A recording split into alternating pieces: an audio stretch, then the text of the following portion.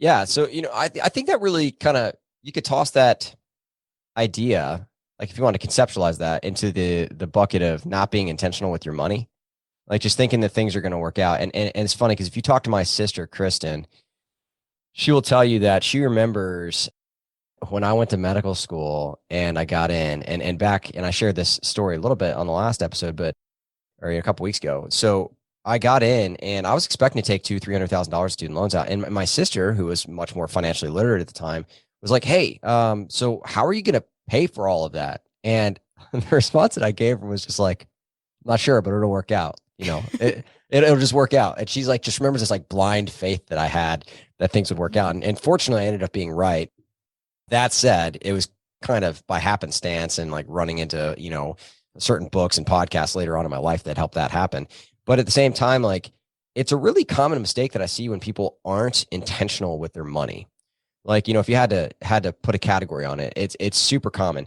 And probably the most common way that I see this happen for other doctors is when, and I hate to say this, but like I'll be walking down the hall at work and someone will be like, "Hey, Jimmy, like, I'm finally maxing out my 403b. Like I'm finally putting, the $20,500, a year that I can into this thing."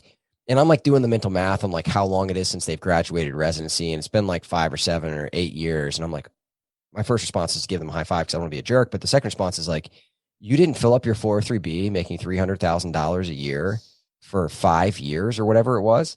And like, they're not bad people. They're not dumb. They're not uneducated. Like that's like none of those things are the problem. The problem is that they weren't intentional about their financial decisions.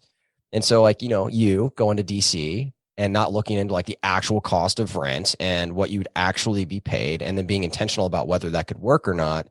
It's the same way that I see other doctors when they make mistakes in terms of, not saving enough to retire by the age that they want.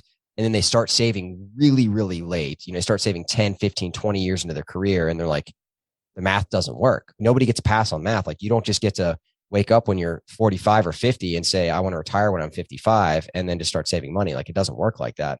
And so that lack of intentionality for, not saving enough, I think really, kind of bites a lot of people. So I think you're not the only one that probably fits into that category. And actually, I did the same thing in a different way. So for me, it was student loans. Like my lack of intentionality for student loans was I just knew that I was a busy resident and that every year, 12 months on the dot, somebody would email me and say, "Hey, Jimmy, you got to come and, make a decision about your student loans."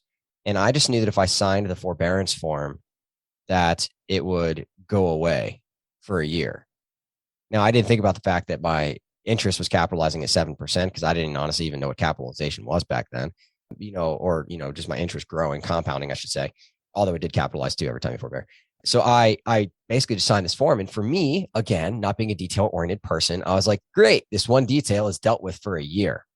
And so my lack of intentionality came with student loans. And that actually caused my student loans to increase by 150%. So if you have $200,000, it's going to turn into $300,000 taking that route.